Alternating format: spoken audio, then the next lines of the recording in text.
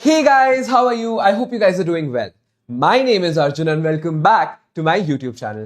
कैसे हो guys आप लोग? आज we're back with a very awaited video. So this video is on CFA level 1 की strategy. सर मैं आपको सब कुछ बताऊंगा कि level 1 कैसे prepare करना है, कैसे prepare नहीं करना. Most importantly, this is very important because इसमें मैं बताऊंगा how to manage your articleship, your full-time job along with doing level 1. तो सर सबसे पहले तो मैं आपको ये बता दूं कि why is it important for me to share this with you guys. तो sir I'll give you a quick introduction. Sir, I'm a qualified chartered accountant. I got an all India rank 1 in my CA Inter exams. Alongside, I'm also a CFA charter holder. I got 90 plus percentile in my level 1 and level 2. But sir, ये क्या क्यों relevant है video? Sir मैंने अपने तीनों levels, I did all 3 levels of my CFA during my articleship. And sir, not just that, I did it in my first 2 years of articleship. तो जैसे मेरी articleship start हुई, I did my articleship in KPMG for 2 years. After that, I moved to the Boston Consulting Group as a management consultant. वहां पे मैंने 1 साल काम किया as an industrial trainee. ठीक है. अभी मैंने कैसे अपने articleship में कैसे किया? So basically, when I started, I did my BCom from Sri Venkateshwara College, Delhi University. I joined articleship at KPMG. ठीक है. जब मेरी आर्टिकलशिप स्टार्ट हुई थी, मेरी आर्टिकलशिप स्टार्ट हुई थी इन अप्रैल. मुझे अप्रैल तक कुछ आइडिया नहीं था कि मुझे सीएफए करना है. ठीक है. हाउएवर आई डिसाइडेड अप्रैल में कि अब चलो सीएफए करते हैं and I start for level 1 इन अगस्त. सो अप्रैल में मैं उसके जो 3-4 महीने बाद वाला अटेम्प्ट था उसमें सर मैंने अपना बैठा. I got a 90 plus percentile.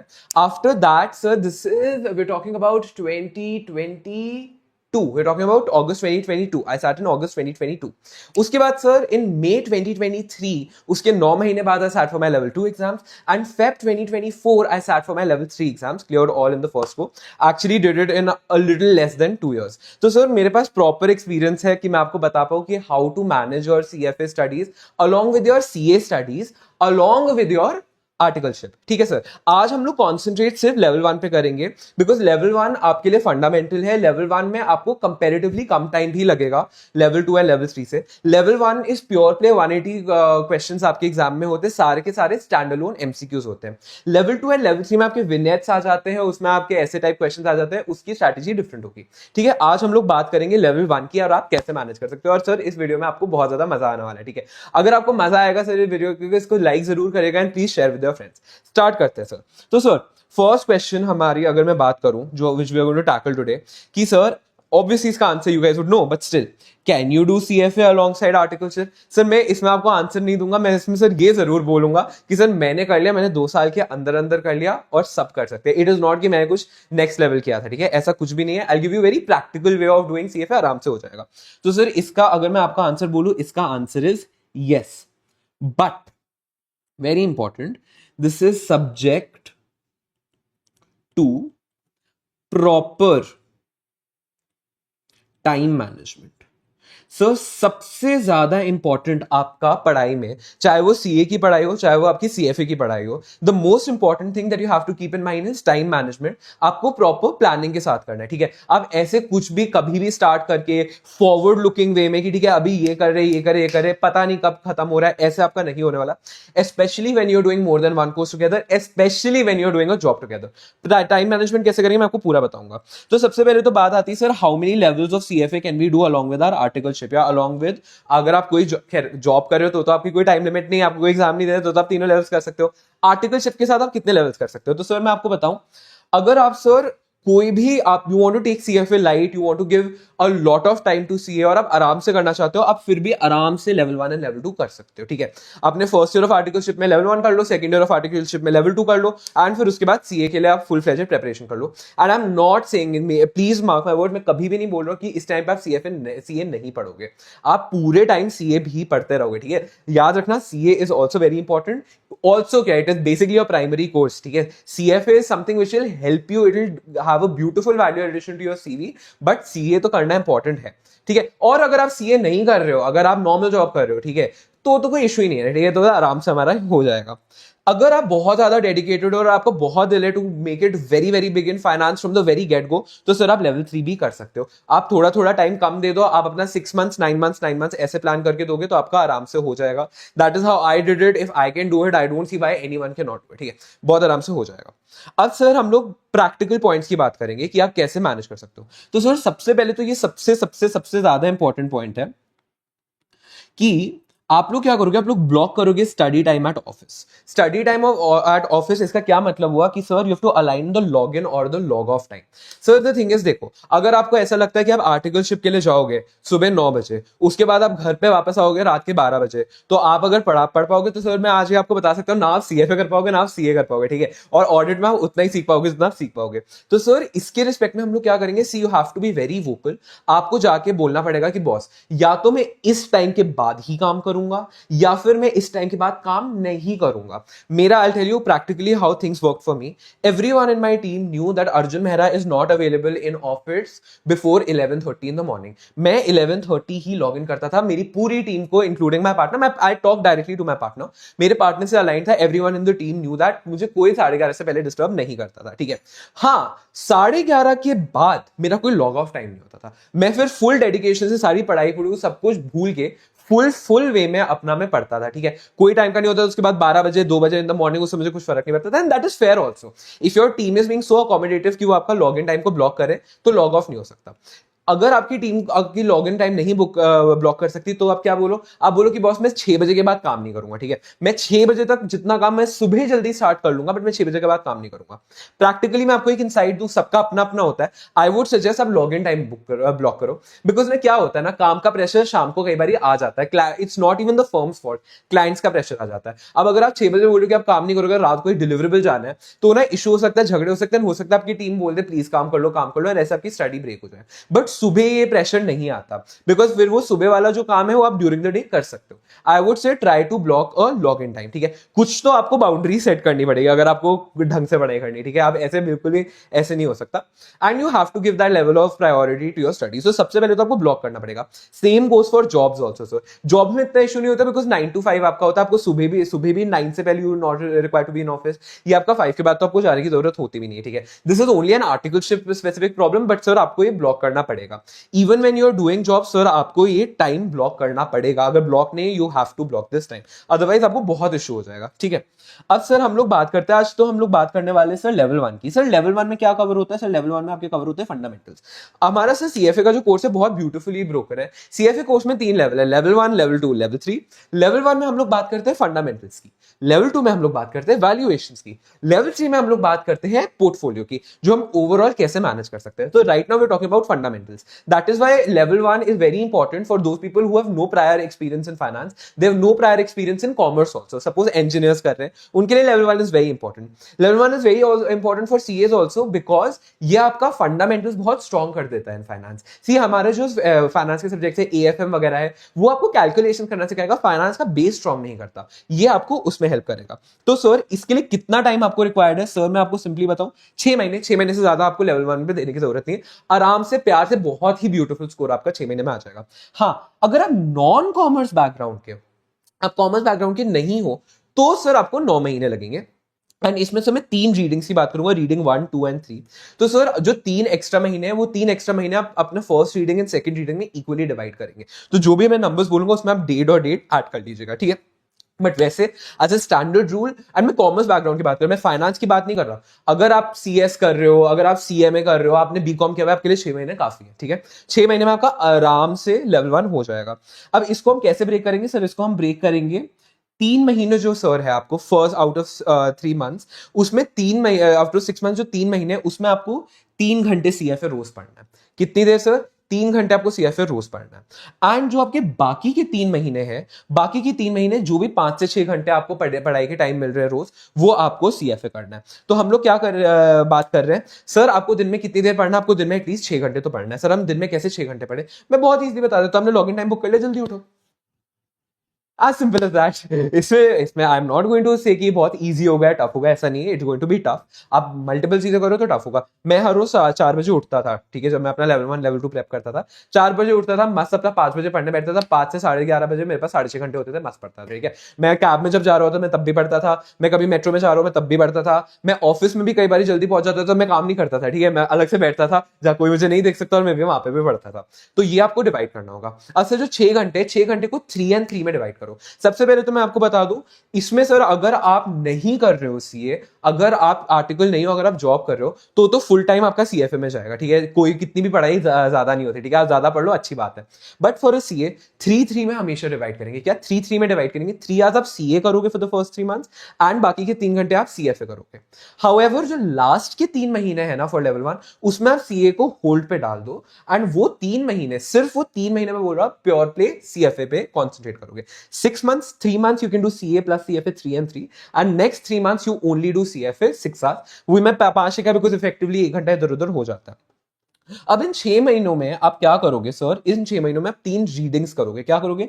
3 readings करोगे। First reading, second reading and third reading. First reading मतलब मैं प्रेपरेशन को रीडिंग्स बोलता हूँ, ठीक है। फर्स्ट रीडिंग में आप क्या करते हो? You obtain an understanding of concept.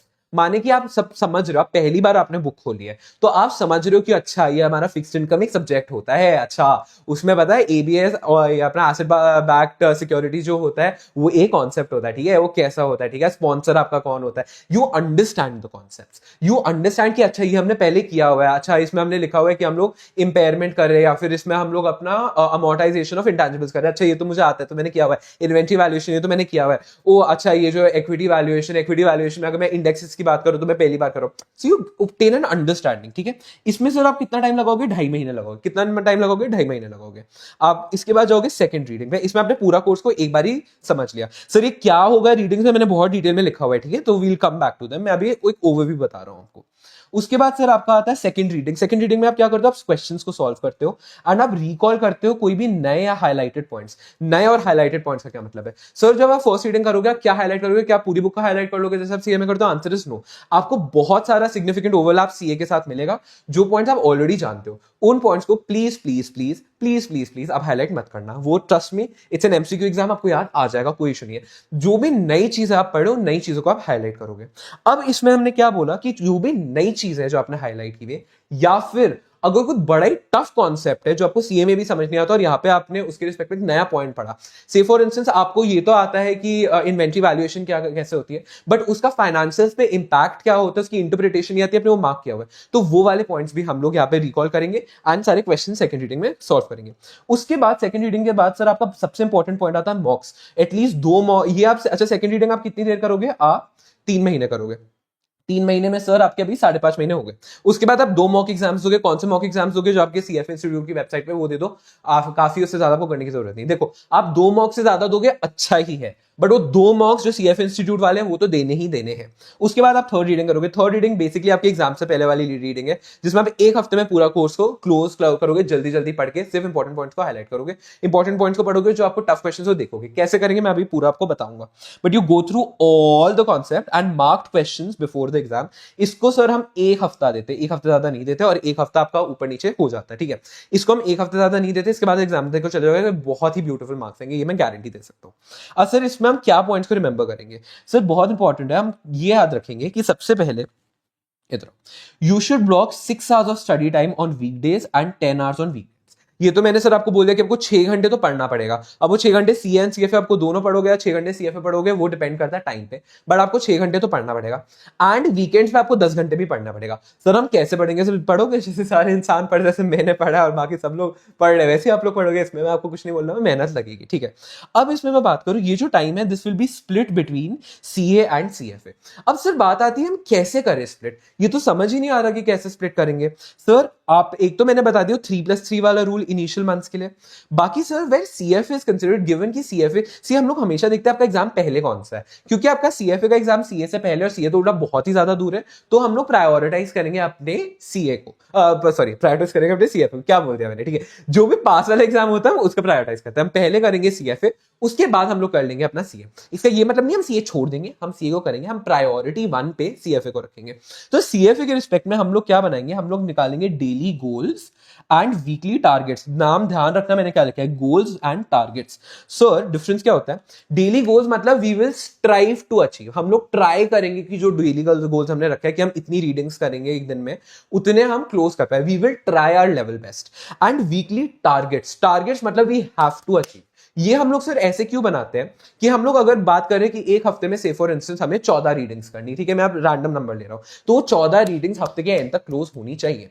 Ideally उसमें हमारा क्या होना चाहिए, 2 रीडिंग्स एवरी डे, ये हमारे डेली गोल्स हैं, हम ट्राई करेंगे। बट हो सकता है ऑडिट सीजन चल रहा है, हो सकता है आपको टाइम नहीं मिला, आप हर दिन एक ही रीडिंग कर पाए, उससे ज्यादा टाइम नहीं कर पाए फॉर वॉट एवर रीजन, तो आपके 5 चैप्टर्स हो गए ओवर द वीकडेज। बाकी के जो आपके 14-5 जो आपके 9 रीडिंग्स है वो फिर आपको ओवर द वीकेंड कवर करना पड़ेगा, ठीक है। वो फिर आपको पूरा पूरा दिन फिर 18 घंटे पढ़ना पड़े, अगर फिर वीकेंड पे सीए नहीं होगा तो नहीं होगा, बट वो कवर करना पड़ेगा। डेली टारगेट्स जो आपके वीकली टारगेट्स को आप मिस नहीं कर सकते, अदरवाइज आपका सीएफए का बहुत बड़ा कोर्स है। Level 1 is very very big, there are 93 chapters, 10 subjects and there are vast chapters, so you need to give in that time, ठीक है। तो आप अपने वीकली टारगेट्स को मिस नहीं कर सकते, ठीक है। अब आ जाता है क्या इसके साथ जब हम सीए पढ़ेंगे तो हम सीए में क्या पढ़ें। सर सीए पहले तो पढ़ना चाहिए, बिल्कुल पढ़ना चाहिए, प्रेफर्ड है सीए पढ़ना। आपको एएफएम पढ़ना है। सर एएफएम के साथ मैं आपको बता रहा हूं, लेवल 1 एंड एएफएम का देयर इज 70 to 80% ओवरलैप। आप सीएफए करोगे आपको एएफएम में हेल्प करेगा, आप एएफएम करोगे आप सीएफए में आपको हेल्प करेगा। लेवल 2 एंड लेवल 3 में there is very little overlap, उसमें भी गो इनटू एडवांस्ड फाइनेंस जो आप हम लोग सीए में नहीं करते, बट जो सीए फाइनल का एएफएम है एंड आपका लेवल में सिग्निफिकेंट ओवरलैप है, हाईली सजेस्टेड कि आप साथ में करो, highly suggested, there is a massive overlap. अगर आपने एएफएम ऑलरेडी कर लिया है या फिर आपका एएफएम बीच में खत्म हो जाता है तो आप एफआर स्टार्ट कर लो, बिकॉज एफआर के साथ भी there is a good degree of overlap, ठीक है, बहुत ज्यादा नहीं है, लेवल 2 में है बट लेवल 1 में ज्यादा नहीं है, बट ठीक है, still a level of overlap. AFM first पहले आप करोगे, उसके बाद आप एफआर करोगे, दोनों हो गया तो मस्त चिल करोगे, कोई उठा लो, बाकी किसी सब्जेक्ट के साथ कोई ओवरलैप नहीं है। अब सर ये जो फर्स्ट रीडिंग पे डिटेल पे बात करते हैं, ये सर हमने बात किया हम 2.5 महीने करेंगे एंड इसमें हम 3 घंटे डेली सीएफए करेंगे, बाकी टाइम हम सीए करेंगे। सर इसमें क्या क्या हम लोग याद रखेंगे, we need to obtain an understanding of the subjects and material, कि हम लोग पढ़ क्या रहे हैं, कॉन्सेप्ट्स क्या, कॉन्सेप्चुअल क्लैरिटी हमें यहाँ पे ऑब्टेन करनी है। सी सीएफए को आप रट के नहीं कर सकते बिकॉज एमसीक्यूज आएंगे, और एमसीक्यूज में सर 3 ऑप्शंस में से 2 डिस्ट्रैक्टर्स होंगे। डिस्ट्रैक्टर्स क्या होते हैं, वो ऑप्शंस जो आपको ठीक लग रहे हैं बट है नहीं, ठीक है, इतने सिंपल नहीं आता आपके एमसीक्यूज के, आपको आप वैसे ही गेस वर्क कर लो कौन से सही है, उसमें स्पेसिफिकली डिस्ट्रैक्टर्स होंगे। मैं एग्जांपल दूं, अगर ईपीएस में आपको इक्विटी डिविडेंड माइनस नहीं करना तो सर वो क्वेश्चन में इक्विटी डिविडेंड का अमाउंट भी होगा और एक ऑप्शन कैलकुलेटेड भी होगा परफेक्टली सॉल्व करके, बाकी चीजें लगा के, एंड एक इक्विटी डिविडेंड माइनस करके। रैंडम नहीं होते तो आप नहीं सॉल्व कर पाओगे in case you don't have conceptual clarity. फिर you highlight only those points that are new to you, ठीक है, मैंने आपको ये पहले ही बोला, आप सब कुछ हाईलाइट नहीं करोगे, जो भी नई चीजें या आपको कुछ बहुत टफ लग रहा है आप सिर्फ उनको हाईलाइट करोगे। फिर you solve questions, but question solving is not the priority of the first reading. First reading की प्रायोरिटी इज आपका अंडरस्टैंडिंग लेना, सारे टेक्स्ट को अब्सॉर्ब करना, ये आपका सेकंड रीडिंग की प्रायोरिटी होती है। So you solve questions but why, only to understand, don't get bogged down. In case आप क्वेश्चन ज्यादा सॉल्व नहीं कर पा रहे हो या आपको लग रहा है मेरी ज्यादा क्वेश्चन प्रैक्टिस नहीं हो रही, कोई फर्क नहीं पड़ता, बिल्कुल भी आप रुकना मत in case of tough questions या लॉन्ग एग्जांपल्स। कोई भी टफ क्वेश्चन है सर आप आराम से समझ लोगे जब पूरा कोर्स हो जाएगा एंड सेकंड रीडिंग में मेहनत करके आप कर लोगे। एग्जांपल्स पे प्लीज मत सर खपाना, आपके इंडिपेंडेंट, आपके विनेट्स नहीं आने वाले हैं, आपके इंडिपेंडेंट एमसीक्यूज आएंगे, आप प्लीज छोटे छोटे क्वेश्चन पे ध्यान दो, आपके एग्जांपल से नहीं आना, ठीक है। एग्जांपल से छोटे छोटे एमसीक्यूज होंगे, वो काफी लोग ब्रेकअप करके देते हैं, I also break all the examples in my book which I am creating, छोटे छोटे एग्जांपल्स में, तो वो सब आपका कवर हो जाएगा। हाउएवर आप अगर रीड कर रहे हो एग्जांपल, ट्रस्ट मी उससे कुछ नहीं होने वाला, don't get bogged down with that. Now you have to put a priority, हमारी प्रायोरिटाइजेशन कैसे होगी, put equal importance on all readings. यहां पे फर्स्ट रीडिंग में मत सोचना है एफएसए का बहुत हाई वेटेज है तो डेरिवेटिव्स की कोई वेटेज नहीं है। ट्रस्ट मी डेरिवेटिव्स की कोई वेटेज नहीं है, बट डेरिवेटिव्स में इतना टेक्स्ट है, इतना मटेरियल है कि अगर आप लास्ट में लेके जाओगे आप नहीं समझ पाओगे। हर रीडिंग दैट इज हर चैप्टर को इक्वल इंपॉर्टेंस दोगे, बिकॉज अभी आप ये नहीं कर रहे हो कि आपके एग्जाम में मार्क्स है, अभी आप ये कर रहे हो कि आप समझ लो, आप फाइनेंस समझने के लिए सीएफए कर रहे हो ना, तो समझ लो, आराम से समझो। Every chapter needs to be given equal weightage because you doing them for the first time. तो सर हम टारगेट्स, जो वीकली टारगेट्स मैंने बोला कैसे क्रिएट करेंगे, बड़ा सिंपल है, नंबर ऑफ रीडिंग्स जो भी हो उसे नंबर ऑफ वीक से डिवाइड कर लो, ठीक है, वो आपका बन जाएगा। हायर राउंडिंग ऑफ कर लेना, 1-2 एक्स्ट्रा रीडिंग्स डाल देना सो दैट आपके पास बफर क्रिएट हो जाए। ये याद रखना सर, जब आप ये डिवाइड कर रहे हो please give extra time to ethics. Sir ethics का आपके 1 या 2 चैप्टर्स ही in terms of readings, but वो एक जो चैप्टर है ना उसमें सारे एथिक्स हैं और वो एथिक्स में बहुत टाइम लगता है। एथिक्स के एक एथिक के जो स्टैंडर्ड है उसमें सब स्टैंडर्ड है, हर स्टैंडर्ड को करने में एक एक दिन लगता है। तो प्लीज वो एथिक्स की एडजस्टमेंट कर लेना, अबाउट 100 चैप्टर्स लेके अपना करना when you do the planning, ठीक है। ये मैं बोल रहा हूँ, एंड एथिक्स को please do at the end. Why should we do ethics at the end? Because पहले तो आप करोगे बहुत बोर हो जाओगे, सेकेंडली एक बार हम एथिक्स को स्टार्ट करेंगे, हम एथिक्स को छोड़ने ही नहीं वाले। हम लोग जो सेकंड रीडिंग है आप देखना, सेकंड रीडिंग में हम थ्रू आउट एथिक्स कर रहे हैं, तो इट इज बेस्ट कि फर्स्ट रीडिंग के एंड में एथिक्स करो, सो दैट वो आप कंटिन्यूएशन में रखो, ठीक है। And always obviously keep a buffer, अब एक हफ्ते का प्लीज अपना बफर लेके चलना। अब सर आपके 2.5 महीने हो गए, फर्स्ट रीडिंग कंप्लीट हो गया, आपने सब कुछ पढ़ लिया, अब आप किस पे जाओगे सर? अब जाओगे अपने सेकंड रीडिंग। सेकंड रीडिंग कितनी देर चाहिए? 3 महीने। 3 महीने में सर आप पहले जो आधा महीना उसमें तो 3-3 घंटे करोगे सीएफए, राइट? उसके बाद आपके जो 2.5 महीने हैं जो बाकी का बचा है, उसमें सर आप फिर पूरा पूरा स्टडी टाइम आपका सीएफए में जाएगा। Sir this is the most most most most most important reading, because इसमें आप एक्चुअल प्रिपेयर कर रहे हो फॉर योर एग्जाम्स। अब आपका माइंडसेट शिफ्ट हो गया from understanding to preparation to preparing for the exam and getting a very very good score.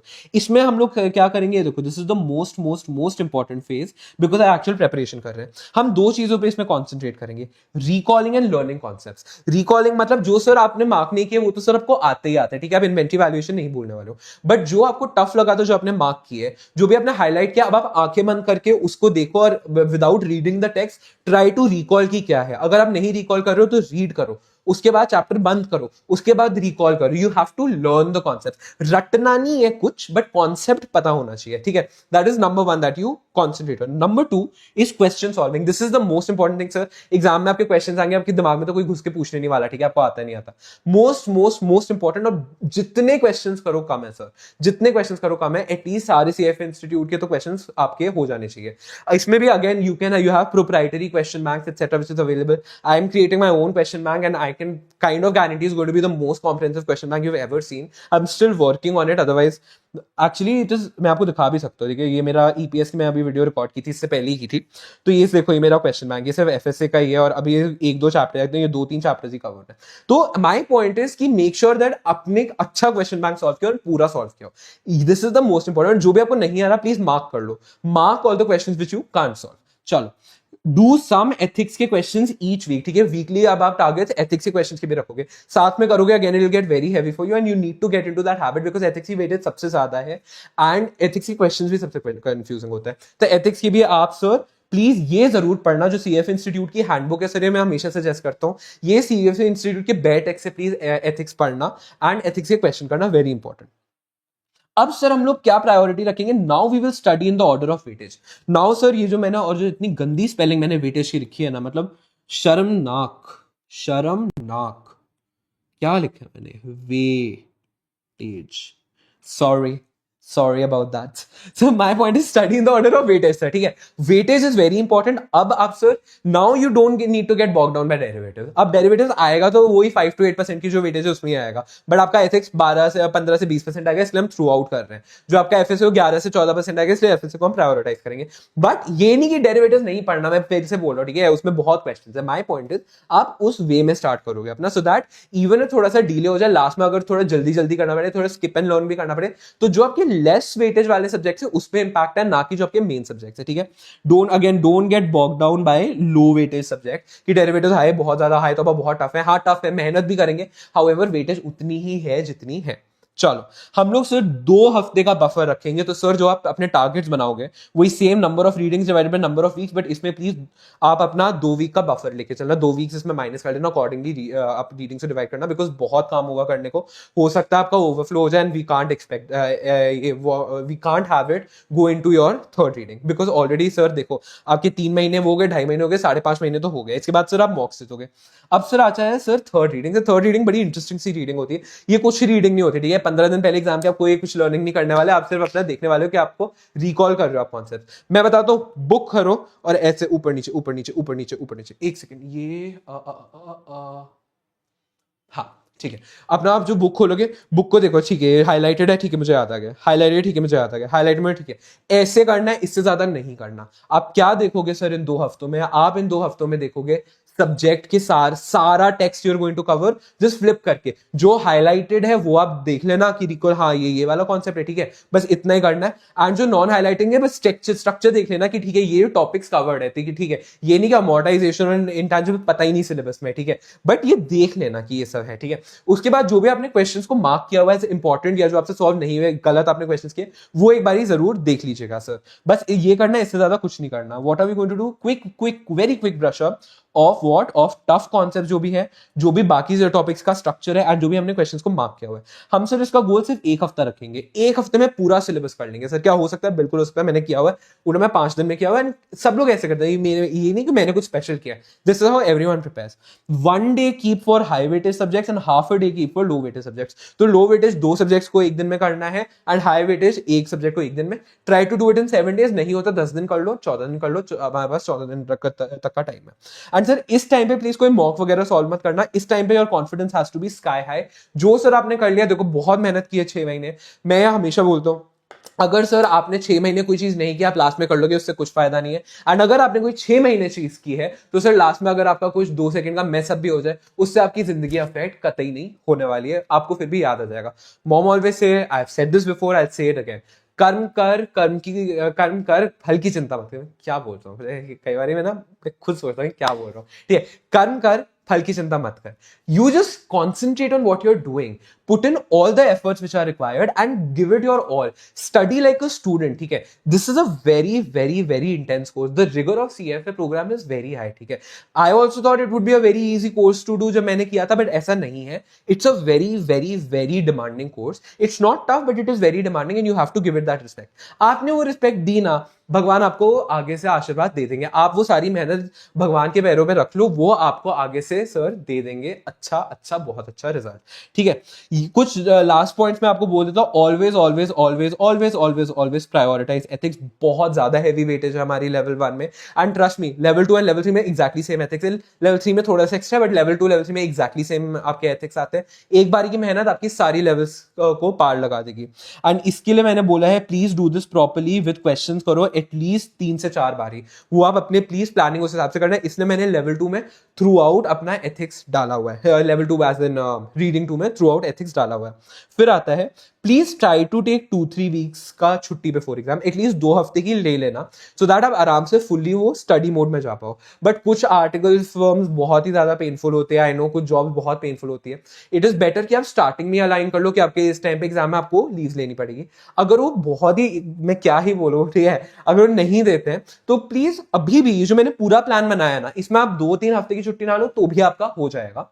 ये 2-3 हफ्ता है जस्ट एडिशनल जो आपको पढ़ाई करनी है। अगर आप नहीं करते तो भी हो जाएगा, बट प्लीज प्लान अकॉर्डिंगली। फिर उस केस में आप थोड़े बफर्स अपने बढ़ा लो, थोड़ा सा क्विक कर लो, थोड़ा सा ज्यादा इंटेंसिटी से अपना पढ़ लो। वेयर पॉसिबल आप जहां पे भी थोड़ी कामचोरी कर सकते हो थोड़ी कामचोरी कर लो, but please remember that you have to give that due respect to studies and you have to prioritize the CFA program, otherwise sir problem हो जाएगी।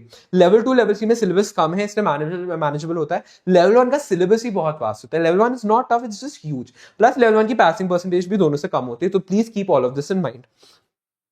Again, if you're not getting leaves, then please अपना adjust the preparation plan and sir prioritize studies, ठीक है। You have to study like a student, even if you are doing a job, आपने बहुत time पहले कुछ पढ़ाई किया था, it's okay, you still have to study like a student. Only because आप फाइनेंस में काम कर रहे हो डजंट मीन कि आपको दुनिया का सारा फाइनेंस आता है। Academic knowledge is different and practical knowledge is different. Academic knowledge can not replace practical knowledge, वैसे ही practical knowledge can not replace academic knowledge. तो प्लीज इस चीज को हमेशा याद रखिएगा and give your studies due respect. Sir ये कर लोगे, आपका बहुत बहुत बहुत बहुत आराम से आपका सर लेवल 1 क्लियर ही नहीं होगा, बहुत अमेजिंग मार्क्स से क्लियर होगा, ठीक है सर। अगर आपको ये हेल्पफुल लगा, please let me know in the comments. Please do like the video in case you liked it. Do share with your friends so that इस वीडियो को जितनी मैक्सिमम रीच मिल पाए उतनी मैक्स रीच मिले। जितने लोगों की हेल्प होगी सर उतना ही बढ़िया होगा। Please turn your post notifications on. I put a lot of revision videos for level 1, मैं अभी भी जा रहा हूँ, please check out the playlist. And I obviously put a lot of strategy videos, I put a lot of other videos in terms of कैसे scholarship आप obtain कर सकते हो फॉर सीएफए, क्या डिटेल्स है, whatever information that is required for CFA, this will be your one-stop solution. ठीक है guys, that's about it from my side today. Thank you so much and have a great day. All the love. My socials are down in the description. Please check them out and do subscribe to the channel. Take care. Goodbye.